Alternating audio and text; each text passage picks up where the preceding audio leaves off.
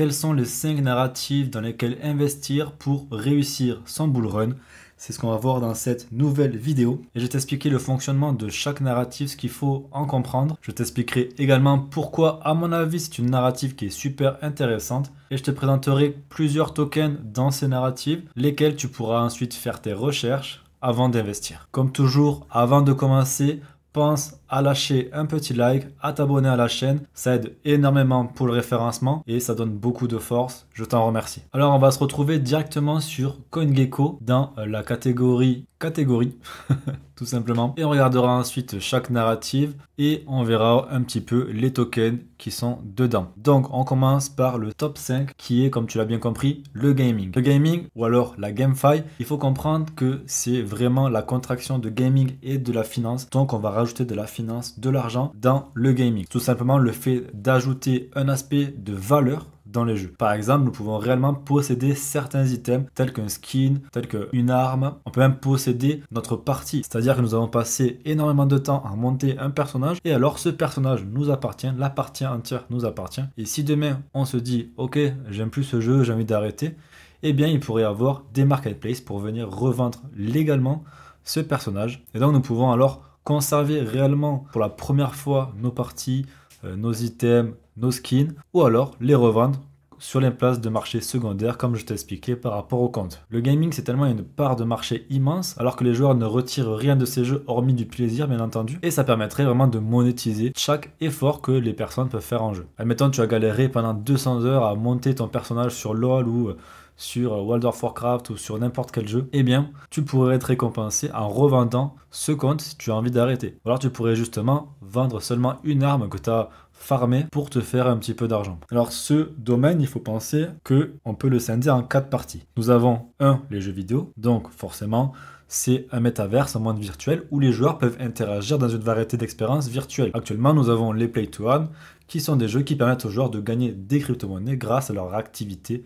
dans le jeu. En deuxième catégorie, on va voir les infrastructures de développement de jeux. Là, ce sont des studios de jeux vidéo qui sont spécialisés dans la création de nouveaux jeux qui sont basés sur la crypto. Ça peut aussi être un layer 2 qui est vraiment spécialisé sur la partie gaming. Dans cette catégorie, on peut aussi mettre les launchpads qui vont permettre de lancer des projets autour du gaming, ou bien alors des kits d'outils qui vont permettre aux jeux d'incorporer un écosystème basé sur une économie crypto. En dernière catégorie, on va mettre tout ce qui va toucher l'expérience du joueur. On peut retrouver les marketplaces qui permettent donc aux joueurs d'échanger leurs items sous forme de NFT. Souvent, les jeux vont avoir leur propre marketplace, mais il se peut qu'il y ait aussi des plateformes à la Steam qui vont gérer, par exemple, la revente de jeux vidéo. On voit que sur Steam, on ne peut pas revendre un jeu vidéo. Par exemple, sur Ultra, on pourrait revendre son jeu vidéo. Nous avons aussi les guildes qui offrent une expérience de communauté qui, ensemble, monétisent les play to earn et baissent les barrières d'entrée pour les joueurs. Parfois, sur des jeux vidéo, ça va être cher pour entrer. Je me rappelle du moment de Axie Infinity lorsqu'on avait la grosse hype en 2021. Pour jouer à Axie Infinity, il fallait avoir 3 petites bestioles. Ces bestioles qui coûtaient 1000 balles unité, donc il fallait 3000 balles pour pouvoir rentrer dans le jeu. Avec une guilde, plus besoin de dépenser autant d'argent. La guilde va directement te prêter les monstres, les items pour avoir accès au jeu. Et en échange, chaque fois que tu vas gagner de la crypto-monnaie, la guilde en prendra une partie et le reste ira pour toi. Donc maintenant que tu comprends bien ce qu'est la GameFi, nous pouvons voir que nous avons un des leaders qui est Immutable X, qui a 3,2 milliards de market cap et qui lui va être plutôt dans la catégorie infrastructure. Ça va être un layer 2 sur lesquels des jeux gaming vont pouvoir venir se positionner afin de développer leur jeu. Il y a donc Axie Infinity dont je vous parlais, qui lui est un jeu vidéo, donc ça va être plus la catégorie jeu vidéo. Pareil pour The Sandbox. Ronin, ça va être plus comme Immutable X. Illuvium qui lui va être aussi un jeu vidéo. Engine Coin qui lui va être plus une marketplace. Vous voyez, il y a plein de crypto-monnaies avec des utilités différentes. Maintenant, ce qu'il va falloir faire, c'est trouver les bonnes crypto-monnaies qui vont profiter de ce prochain bull run. D'ailleurs, si ça vous intéresse, dites-moi en commentaire si vous voulez que je fasse un top 10 gaming. Il y a vraiment des projets que je surveille et que j'adore, que je serais ravi de vous présenter plus longuement, car là je ne vais pas avoir vraiment le temps de passer sur tous les projets, mais il y a de plus en plus de jeux qui se développent et de projets qui sont super intéressants. Personnellement, je considère le gaming comme l'une des narratives les plus importantes, même si on est encore à ses prémices. Pourquoi? Car tout simplement, il y a des milliards de joueurs sur Terre, des milliards de personnes qui jouent à des jeux vidéo et qui au final ne possèdent même pas, que ce soit leur progression dans le jeu ou que ce soit les items qu'ils ont directement dans le jeu. L'économie des jeux est 100% dirigée vers les producteurs du jeu, vers les développeurs des logiciels. Et au final, les joueurs ne font que dépenser, mais ne retirent rien réellement, à part du plaisir. C'est très bien de prendre du plaisir à jouer à un jeu, mais on crée de la valeur en ligne et ça serait bien qu'elle soit aussi redistribuée pour les joueurs. Sachant que tout le monde soit gagnant avec des marchés secondaires où le joueur pourrait justement monétiser son expérience dans le jeu et le jeu pourrait aussi récupérer des pourcentages sur toutes les ventes secondaires. Ça ne fermerait absolument pas les ventes du marché primaire pour le jeu vidéo car ça leur permettrait de toujours avoir de nouvelles choses à mettre en place.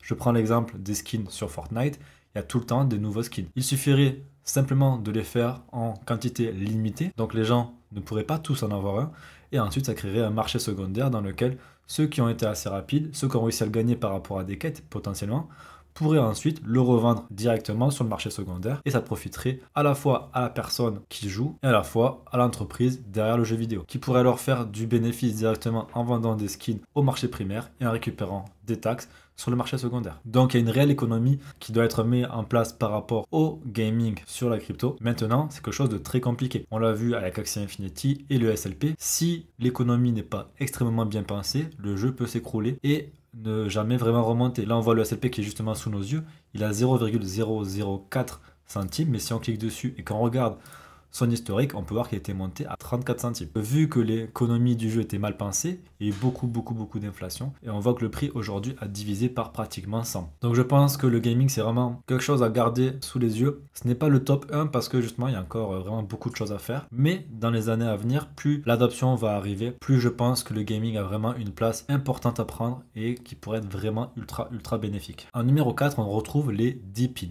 Donc les DePIN, c'est quoi? C'est des réseaux d'infrastructures physiques décentralisés qui permettent à tout un chacun de mettre sa puissance de calcul, de stockage d'énergie ou autre à disposition afin de générer de la crypto-monnaie en guise de récompense. Donc dans le secteur de DePIN, on va avoir 5 verticales. Donc la première verticale, ça va être les réseaux de calcul. Ça va être des projets qui fournissent de la puissance de calcul autour essentiellement des GPU et qui permettent aux personnes, aux projets de louer cette puissance de calcul afin de faire fonctionner des applications décentralisées, d'entraîner des algorithmes également d'intelligence artificielle ou encore de traiter des données. Cette première verticale est hyper intéressante parce que justement ça va mélanger à la fois le côté DePIN et le côté IA. Mettons, on va pouvoir avoir des projets de DePIN qui vont louer de la puissance de calcul via des GPU vers de l'IA. Et donc là du coup on peut se positionner sur deux narratives en une.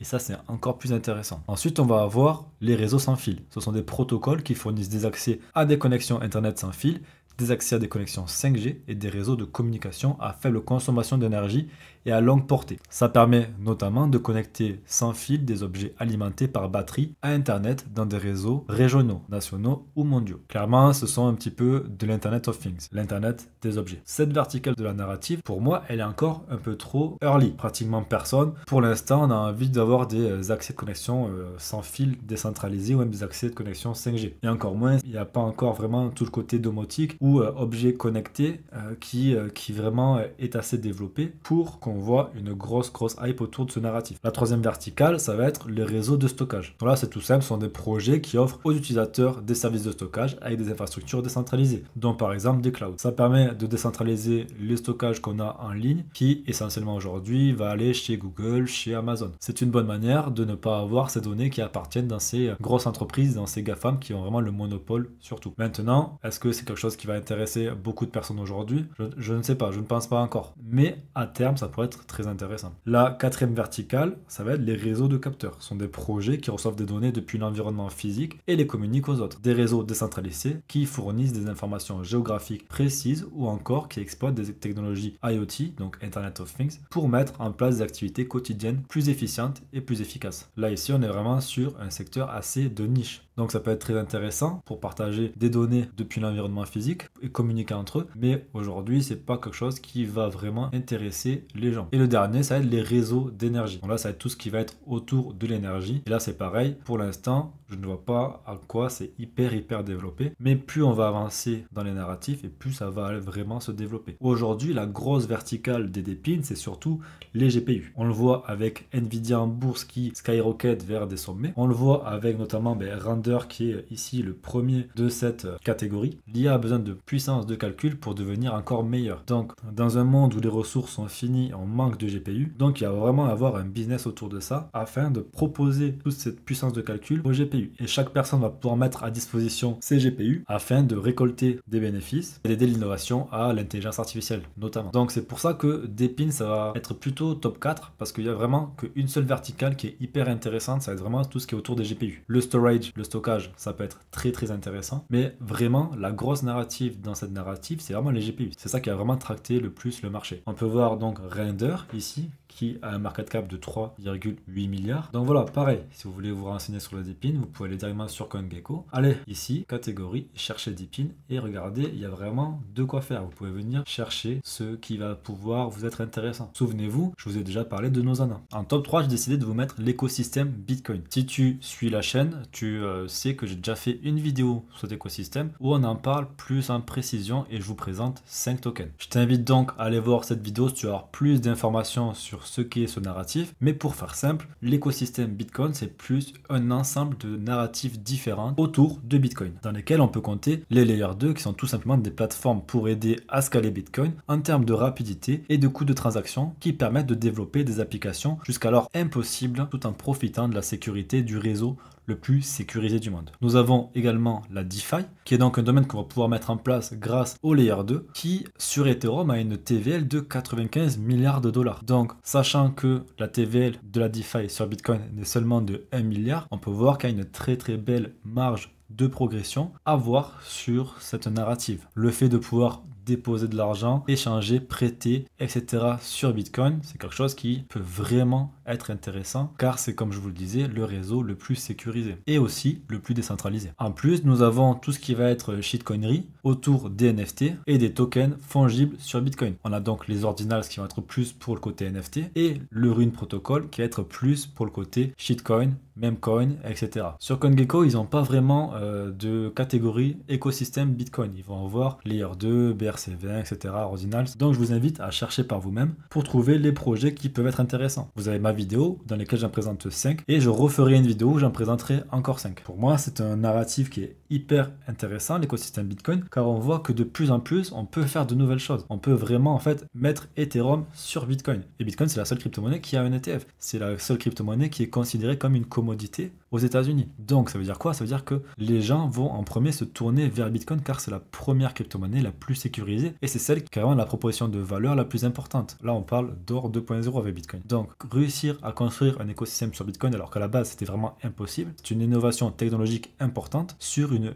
révolution monétaire. C'est pour ça que, à mes yeux, l'écosystème Bitcoin a vraiment de beaux jours devant lui et on a encore qu'aux prémices. Vous avez notamment Stacks qui est un Layer 2, le leader sur l'écosystème Bitcoin avec un market cap de 3,3 milliards de dollars. Et on est encore qu'aux prémices. On n'a rien vu sur ce qui va se passer par rapport à Bitcoin. On rentre maintenant dans le top 2 des narratifs les plus intéressants pour réussir son bull run. Et on a les Real World Assets. Tout simplement, ce sont des actifs du monde réel qui sont digitalisés et donc mis sur la blockchain. Cela peut être des crédits privés, des bons du trésor, des obligations d'État, de l'immobilier, les stablecoins, les actions, l'art et plein d'autres domaines. Il serait donc possible de venir tokeniser une voiture de collection, bien même des cartes Pokémon. Et on l'a vu en mars, BlackRock est très intéressé par ce domaine. Ils ont déjà créé leur fonds d'investissement Build qui aujourd'hui a déjà plus de 350 millions de dollars. C'est encore un narratif qui est méconnu par le grand public. On peut voir que le market cap de ce narratif est de 7,6 milliards de dollars. Ce n'est absolument rien du tout. Il y a vraiment tout qui est à faire et on peut voir que le leader c'est Ondo. Ondo qui a notamment un partenariat avec qui? Avec BlackRock. Pour moi c'est un narratif qui va vraiment réussir à se développer et qui va permettre de créer de nouvelles liquidités. On pourrait très bien avoir de l'immobilier sur la blockchain et pouvoir l'échanger de manière instantanée. On pourrait acheter une maison dans l'heure et la revendre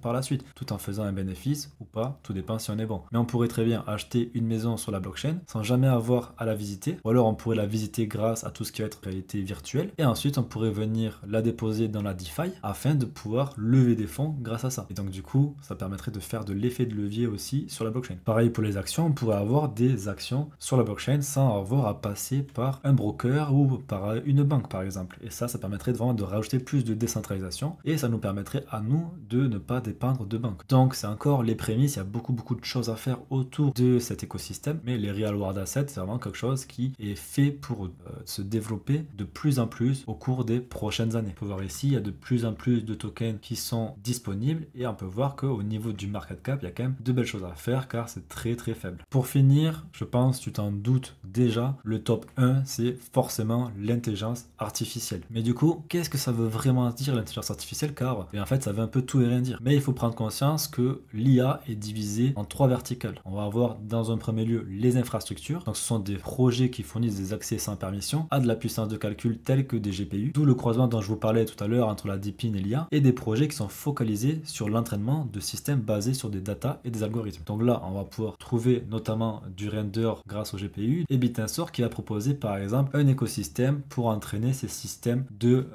machine learning. Deuxième, on va avoir des couches d'applications middleware. Ce sont des projets qui utilisent des ressources des projets d'infrastructure pour fournir des produits et des services tels que des agents IA, des vérifications d'inférence ou encore l'authentification. Fournir des produits tels que des agents IA par exemple. Là, je pense notamment à Autonolas qui eux cherchent à construire des agents IA. Ils vont donc utiliser les projets dont je vous parlais axés sur les GPU pour entraîner leurs algorithmes. Et enfin, on va avoir les applications qui sont destinées aux utilisateurs. Ce sont là des projets qui utilisent le pouvoir de l'IA pour offrir des utilisations telles que le trading, la génération d'images, l'analyse de données ou bien encore dans les jeux vidéo. Là de tête, je pense à PAL IA qui lui sert à créer des chatbots par exemple. Et du coup, l'IA c'est encore vraiment au tout début et je pense qu'on n'a encore rien vu de cette révolution que est en train d'amener cette nouvelle narrative. Ça fait à peine un an qu'on en parle, depuis notamment la sortie de ChatGPT. Il y a également, comme je vous disais lors de la dernière revue de presse, des rumeurs pour un ChatGPT 5 qui arriverait courant été. Et on peut voir que le potentiel est encore aux prémices et ça va vraiment disrupter énormément d'industries, changer un petit peu le fonctionnement de certains travaux.